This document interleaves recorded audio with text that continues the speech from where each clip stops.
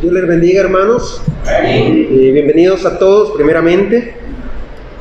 Hoy vamos a estar hablando acerca de adorar a Dios no es una opción. Y el tema se oye fuerte, ¿no? Porque pareciera que adorar a Dios es una obligación que tenemos. Pero el texto que leí el hermano Mario sobre los macedonios es un claro ejemplo de cómo adorar a Dios no es una opción. ¿Por qué los macedonios eran tan dadivosos con lo que no tenían? Porque el texto dice, abundaron en su pobreza. ¿Cómo eran tan dadivosos en aquello que no tenían, en aquello que no poseían para dar? Bueno, porque todo lo que ellos hacían era para Dios.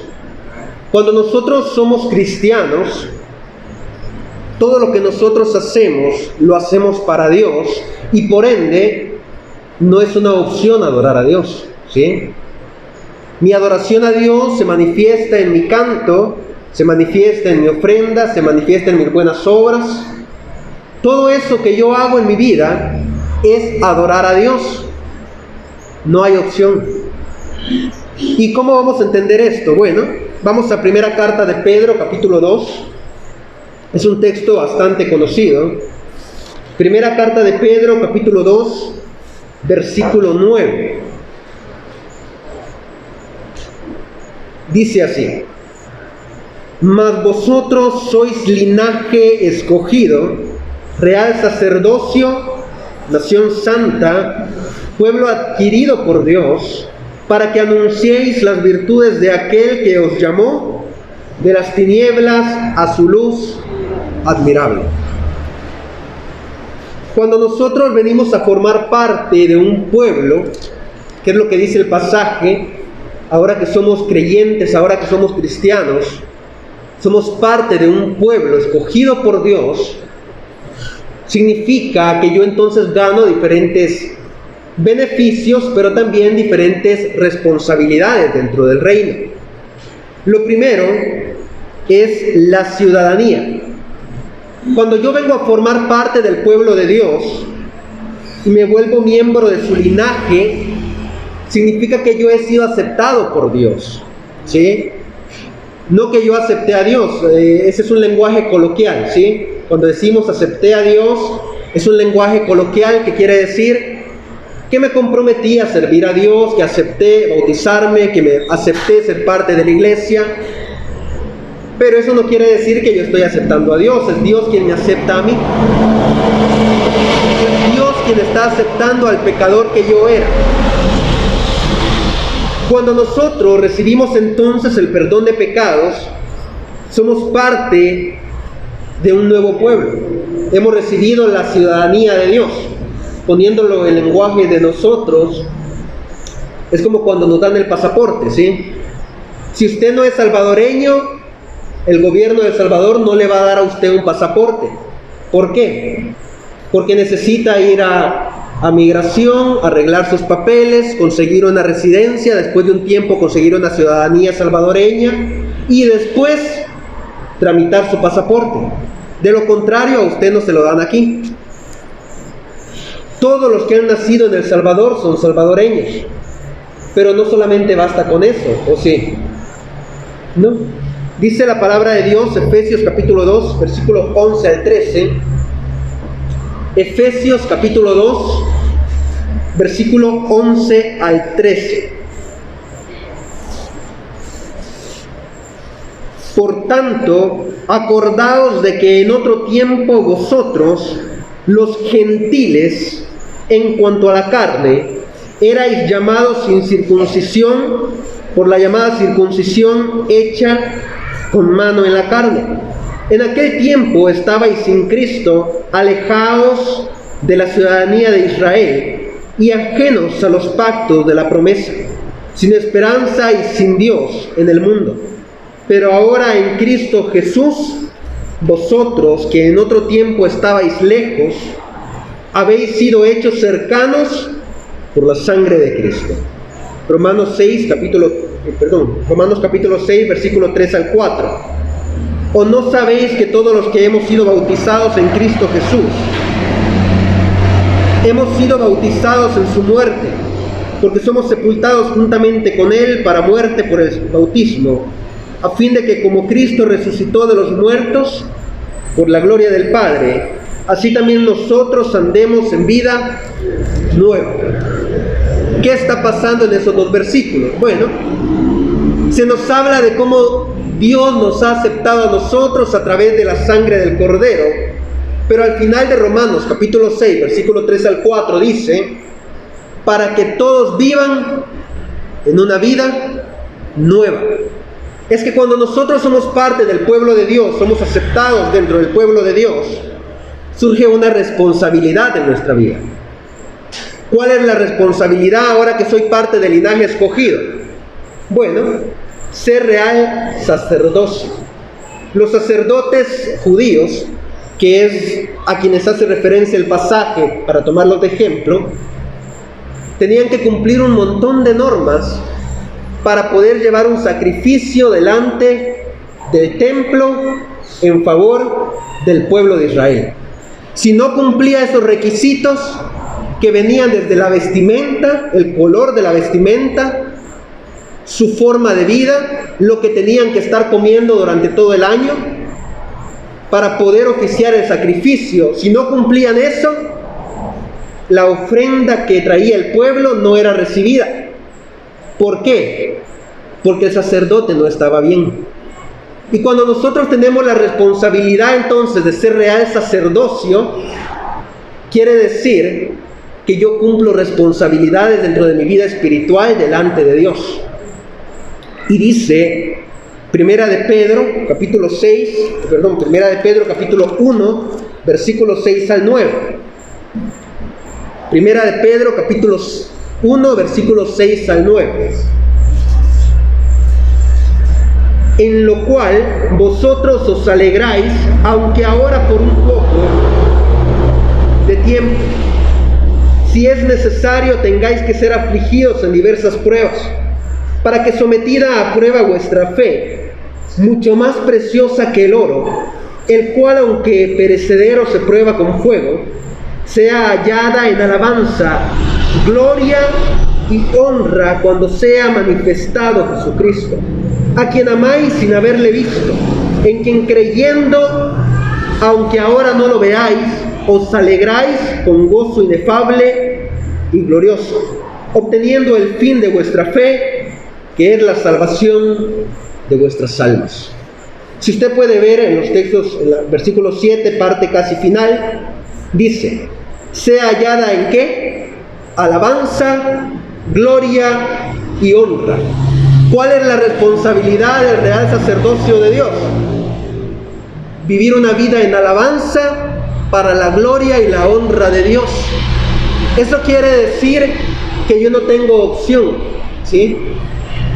¿Por qué? Porque todo lo que yo haga tiene que ser hecho para Dios. Porque mi vida completa, toda mi vida, no es opcional que en el trabajo soy uno y en la casa soy otro, no. Toda mi vida tiene que ser una alabanza constante a Dios. Todo lo que yo hago. Y me gusta mucho repetir eso.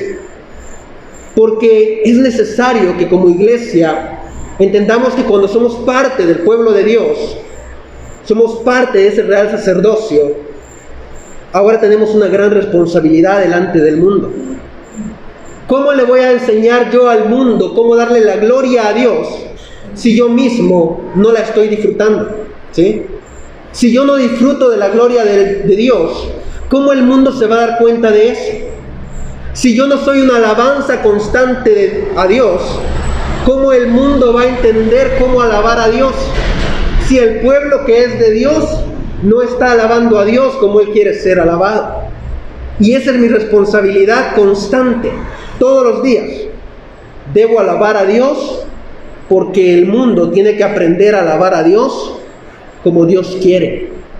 Porque yo debo disfrutar de la gloria de Dios para que el mundo vea cómo se disfruta la gloria de Dios, cómo se le da la honra a Dios.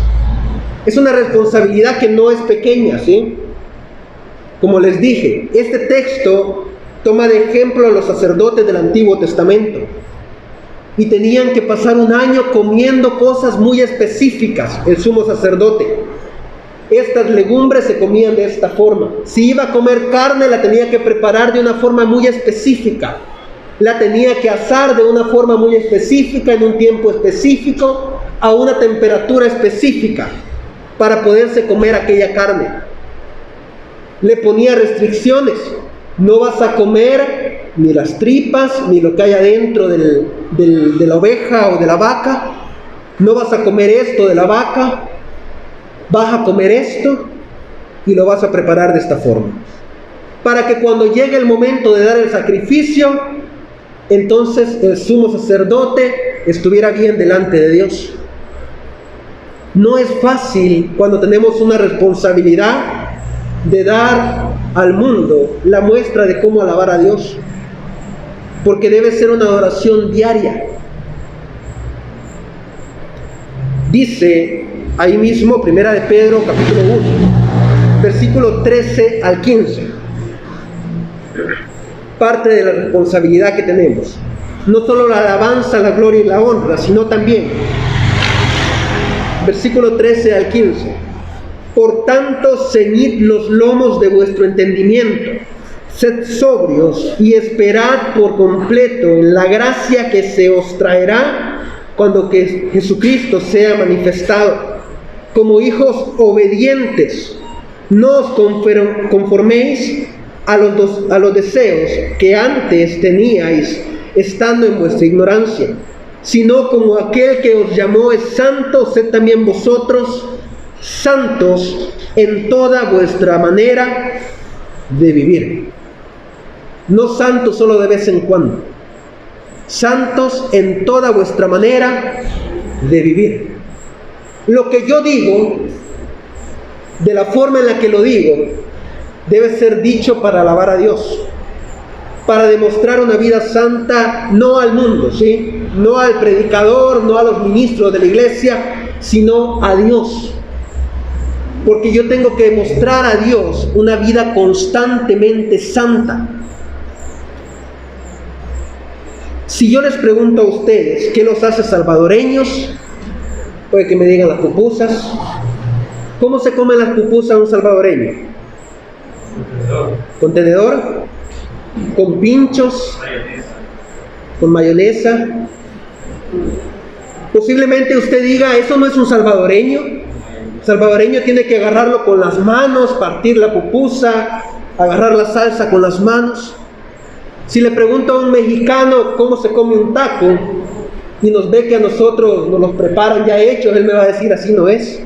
Usted tiene que agarrar la tortilla, meter la tortilla en el plato y agarrar la carne así, con la tortilla, no que ya viene preparadita, toda bonita, la tortilla ya lista. Si le pregunta a un hondureño cómo son sus baleadas, le va a decir, la baleada no lleva plátano. Eso no se hace. La baleada no lleva aguacate. Eso es raro, dicen ellos. Aunque lo hacen allá, pero ellos dicen, eso no es de hondureños. ¿Por qué? Porque nosotros nos identificamos con un pueblo. Ahora, si nosotros nos preguntamos qué nos hace cristianos, tal vez no sea traer la Biblia en el hombro o en medio de los brazos. Tal vez lo que me hace cristiano no es como me visto, ¿sí? Lo que me tiene que hacer cristiano a mí, según este pasaje, sed también vosotros santos en toda vuestra manera de vivir. Andar la Biblia en la mano no me hace santo. Andar la Biblia en el teléfono no me hace santo. Aquí lo cargo, ¿no? No me hace santo. Lo que me hace santo es como yo agarro la palabra de Dios y la traigo a mi vida. ¿Cuántas veces hemos visto lugares, templos, donde la Biblia está abierta a la entrada? Que la Biblia esté abierta a la entrada no significa que alguien la leyó, ¿sí? No significa que alguien la está viviendo. Que yo tenga 20 Biblias en la casa tampoco significa eso. Lo importante de la vida del cristiano es cómo vive esa palabra en su corazón. Esto es lo que nos hace cristianos. Cuando yo tengo esta responsabilidad de vivir una vida santa, porque mi Dios es santo, entonces vienen las costumbres. Y aquí es donde viene la idea de que no es una opción adorar a Dios. Porque usted, como salvadoreño, tiene un lenguaje diferente a otros pueblos. Y a usted nadie lo está obligando a usar ese tipo de palabras. Es parte del caliche que usted maneja acá. ¿Por qué? Porque es parte de su costumbre. Cuando nos acostumbramos a vivir delante de Dios, surgen costumbres en nuestra vida. Dice, 1 de Pedro, capítulo 1, versículo 16, que es una repetición de lo que dice el versículo 15. Dice así: porque escrito está, sed santos, porque yo soy santo. Mandamiento de parte de Dios. Sed santos porque yo soy santo, no porque me va a ver el pueblo. Sed santos porque yo soy santo. Apocalipsis capítulo 21 y versículo 27. Apocalipsis capítulo 21, versículo 27 dice así: no entrará en ella ninguna cosa inmunda, o que hace abominación y mentira, sino solamente los que están inscritos en el libro de la vida del Cordero. Si yo no vivo una vida santa, de adoración constante a Dios, ¿cómo puedo estar seguro que voy a ser inscrito en el libro de la vida? No puedo estar seguro de eso. ¿Por qué? Porque mi vida no está correcta. Cuando nosotros, ahorita que íbamos para Honduras, en la semana pasada, y llegamos a la frontera, ocurrió algo muy curioso. La señora que estaba recibiendo los papeles del antígeno nos dice: este laboratorio no está inscrito, este laboratorio no es oficial. Y ahí empezó la discusión: es que este laboratorio sí es oficial. Llamamos al laboratorio, el laboratorio dice: sí, estamos oficializados, estamos autorizados para poder emitir ese tipo de documento. Y la señora decía: es que no está en la lista. Y empezó a leer nombre por nombre. Y casualmente menciona el nombre que había en el documento que yo andaba, y le digo: vaya, ese es. No, es que no es ese. Yo: ese es. No había forma de llevar la contraria. El documento tenía un nombre y el nombre estaba en su lista. ¿Tenía que dejarnos pasar, sí o no? Sí, porque el documento estaba acorde a la lista.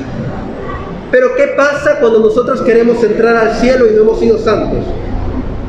¿Será que Dios nos va a decir: no, es que voy a hacer una excepción con vos? No, te va a decir: no está en la lista y el documento que vos traes no está bien. ¿Por qué? Porque mi compromiso mientras estoy en la tierra es a vivir santamente todos los días de mi vida. No solamente el último día, aunque yo puedo decirle a usted: no sabemos cuándo vamos a morir, ¿no? Y usted se convierte a Dios el último día de su vida y usted no sabía que ese era el último día de su vida. Pero hay muchas personas que se preguntan: ¿y por qué no sabemos cuándo Cristo va a venir? Por eso mismo. Porque si todos supiéramos cuándo Cristo va a venir, dijéramos: vivamos nuestra vida como querramos y cuando Cristo venga nos convertimos. Y Cristo dice así: no. Es que tienes que tener fe en lo que no has visto. Tienes que tener fe en aquello que no has podido apreciar con tus propios ojos. Si todos nos convirtiéramos cuando vemos a Cristo delante de nosotros, entonces ¿dónde está la fe? Sed santos porque yo soy santo, dice el Señor. Porque allá arriba no va a entrar ninguna cosa que sea inmunda, ni abominación y mentira. Si yo me la vivo mintiendo, de por sí ya sé que estoy haciendo las cosas mal. Creo que todos conocemos lo que es un mitómano, alguien que miente, pero es por enfermedad, digámoslo así, una enfermedad psicológica, porque no puede dejar de mentir. Pero por algún motivo todos sabemos cuando una persona está mintiendo. Así él se crea lo que está diciendo. Hay cosas que en su historia no van a cuadrar y uno dice: me está tomando el pelo, me está mintiendo. es que a Dios no lo vamos a poder engañar tampoco. Por eso es que mi vida tiene que ser santa todos los días.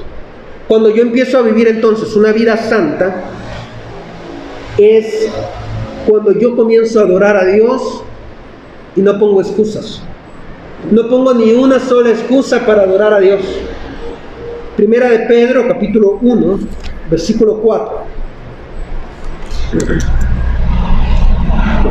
Primera de Pedro, capítulo 1, versículo 3 al 4.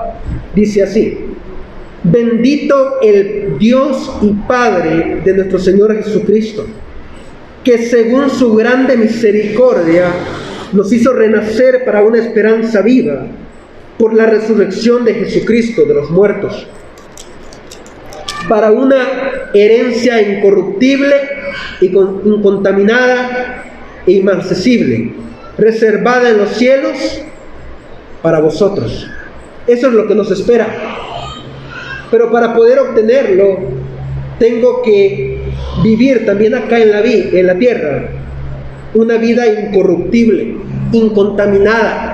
Porque ¿cómo es posible que en el cielo a mí me espere una herencia incorruptible, una herencia incontaminada, y yo vaya contaminado a quererla recibir? Por eso es que mi vida debe ser una oración constante. Termino con Mateo capítulo 8.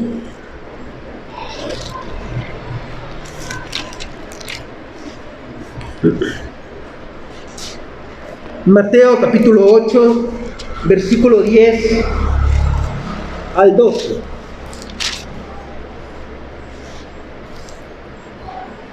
Dice así: al oírlo, Jesús se maravilló y dijo a los que le seguían: de cierto os digo, ni aún en Israel he hallado tanta fe. Y os digo que vendrán muchos del oriente y del occidente y se sentarán con Abraham, Isaac y Jacob en el reino de los cielos. Mas los hijos del reino serán echados a las tinieblas de afuera. Allí será el lloro y el crujir de dientes.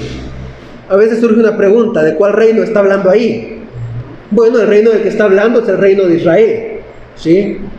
¿Por qué? Porque al reino de Israel fue dado el mandamiento de cómo vivir como un pueblo de Dios. ¿Y qué hizo el pueblo de Israel? Despreció toda la ley. Despreció ser un pueblo escogido por Dios. Y dice entonces Jesús: ese reino, Israel, los fariseos, los saduceos que estaban ahí, los sacerdotes que estaban ahí, los levitas que estaban ahí en ese pueblo, delante de Jesús, van a ser echados a las tinieblas de afuera. No porque sean malos, no porque sean crueles, no porque sea un pueblo despreciable, sino porque ellos despreciaron el mandamiento de Dios. Jesús les resumió la ley a ellos en dos simples mandamientos: amarás al Señor tu Dios sobre todas las cosas y a tu prójimo como a ti mismo. Porque toda la ley realmente sí se resumía en eso. No matarás significa que tú amabas a tu prójimo. No robarás significa que tú amas a tu prójimo, porque por eso no le robas. Y así todos los mandamientos tenían que ver con amar a tu prójimo, con amar a Dios. Y el pueblo de Israel no quería cumplirlos. La adoración a Dios no es una opción. No es una opción no porque Dios nos esté obligando a adorarlo, sino porque somos su pueblo. Y como pueblo de Dios debemos de identificarnos con aquello que nos hace cristianos. Ayer hablaba con los jóvenes de Santa Ana y les decía: si Pablo resucitara y viniera a nuestra iglesia hoy en día, ¿cómo creen que se sentiría? Posiblemente nos oyera quejándonos porque hoy solamente tenemos pollitos, o porque hoy hay pan francés en la mesa, y Pablo nos diga: Dios solo tenía un pan de cebada viejo que llevaba guardando durante 4 días y me duró para comer una semana. Posiblemente nos estemos quejando porque se nos metió el agua en la casa y Pablo nos diga, yo no tenía dónde dormir. Yo andaba de pueblo en pueblo y donde me daban posada a los hermanos, ahí me quedaba. Posiblemente nos oiga quejarnos por dolencias y él nos diga, a mí me azotaron muchas veces, me lapidaron. Es que Pablo vivía una vida de adoración a Dios constante, en las buenas y en las malas, cuando era lapidado y cuando no tenía. Pablo es muy claro y dice, yo he tenido de todo, pero también me ha faltado de todo. Había estado en los dos lados, cuando había y cuando no había. Y Pablo no dejó de adorar con su propia vida a Dios, porque entendió que no quería ser parte del reino que hay acá en Mateo capítulo 8, versículo 10 al 12. Un reino que iba a ser lanzado fuera por haber despreciado a Dios. Pablo no quería formar parte de eso. ¿Cómo vivió la vida Pedro? Pedro, según las palabras mismas de Pablo, Pedro entendió tanto el mensaje que tomó a su esposa y se fueron a andar visitando iglesias. Cuando Pedro siguió a Jesús, no iba con su esposa, ¿sí? Pero más adelante en las cartas de Pablo se aclara y dice, ¿acaso no merecemos nosotros también tener una esposa como Pedro, que anda cargando a su esposa de un lado a otro? Porque allá iba la esposa de Pedro, porque Pedro había entendido que tenía que adorar a Dios en todos lados. Y no se iba a quedar en su casa, y no iba a dejar a su esposa, entonces mejor se la llevó. Nosotros muchas veces tenemos miedo de qué va a decir las personas allá afuera. Pero hay que recordar en todo momento que cuando despreciamos adorar a Dios, cuando despreciamos alabar a Dios, cuando despreciamos tener buenas obras con alguien, cuando despreciamos a la persona que podemos ayudar, no estamos despreciando a esa persona. Las palabras de Jesús en Mateo son claras. Me vistes hambriento y no me diste de comer. Y cuando aquellos preguntaron a quién habían visto con hambre o dónde lo habían visto a él con hambre, Jesús les dijo, por cuanto no lo hiciste a tu hermano más pequeño, a mí lo hiciste. Porque todo lo que esos discípulos iban a hacer de ahí en adelante era para Dios, iba a ser hecho para Dios.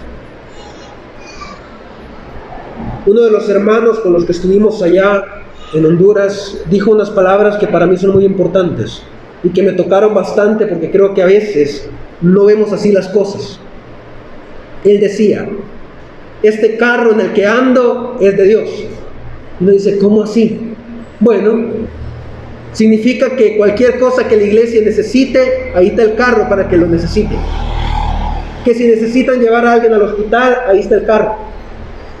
Que se necesitan hacer un viaje a las 12 de la noche de emergencia, ahí está el carro. Porque no es mío, es de Dios. La casa en la que estoy no es mía, es de Dios. ¿Qué significaba eso? Porque para nosotros a veces nos cuesta mucho comprenderlo. Significa que si un hermano llegaba y no tenía dónde dormir, ahí estaba el cuarto, ahí estaba una cama esperándolo, porque esa casa no es de él, sino que es de Dios. Hermanos, la adoración a Dios es de todos los días y es de todo lo que nosotros tenemos. Nosotros debemos adorar a Dios diciendo, mi vida no es mía, es tuya. Haz con ella lo que tú quieras, lo que tú necesites. Porque adorar a Dios no es una opción, es un estilo de vida que el cristiano debe comenzar a vivir porque ha aceptado formar parte del pueblo de Dios. Y para demostrarle al mundo cómo vive el pueblo de Dios, debemos entonces nosotros comenzar a vivir como vive el pueblo de Dios, entregados en todo momento a la voluntad del Padre, alabando al Padre en todo momento de nuestra vida, incluso cuando queremos llorar. Incluso cuando queremos llorar, hay que estar dispuestos a adorar a Dios. Que el Señor les bendiga y les guarde. Quedamos con nuestro hermano.